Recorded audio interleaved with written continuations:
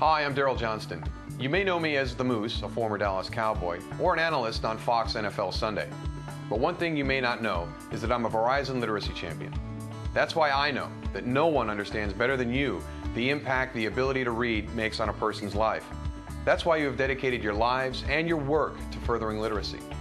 Every day, you and your organization help people discover that reading gives them the power to succeed.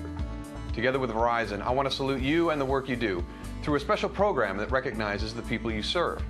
It's called Moose's Reading Power Players. I would like you to select a child, a family, and an adult learner to be recognized for achieving the power to succeed through literacy. Each of my Reading Power Players receives a set of gifts that include a certificate, a video, and an autographed football. But the best gift is a book. I chose the books we're giving to children, families, and adults because these are the ones that have special meaning to me and have made an impact on my life. The fun and discovery of knowing how to read all started for me with Curious George, that pesky little monkey who was filled with a spirit of adventure. He made me laugh as a kid, and I still get a kick out of his story. Learning to read is a lot like the adventures Curious George has had. It's not easy, and along the way we all make some mistakes. But then there is that wonderful day when you open up a book and you can read every word. Once I got to elementary school, I could really relate to Judy Blume's Tales of a Fourth Grade Nothing. Anyone with a little baby brother or sister can relate to Peter's struggle to be noticed and to be important in his family.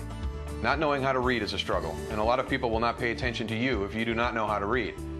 Learning to read gets you noticed in a really good way, and reading gives you the power to make your own way. As I grew up to play football, I became known as a power player. And as a football player, one book that meant a lot to me was The Life of Vincent Lombardi.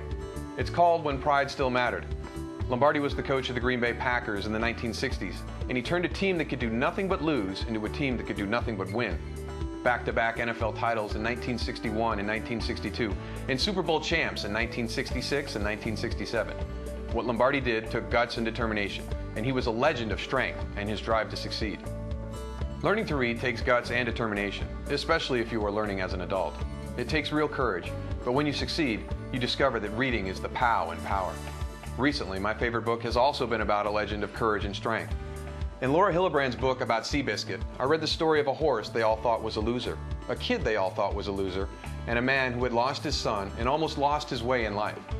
These unlikely heroes came together, along with a horse trainer folks thought was half crazy, and they did what everyone thought they could not do. They won. I believe that when people succeed in learning to read, they win in life. That's why I'm a Verizon literacy champion. And that's why I want to recognize the achievement of learning to read. I am proud to join with Verizon to support your work for literacy through Moose's Reading Power Players.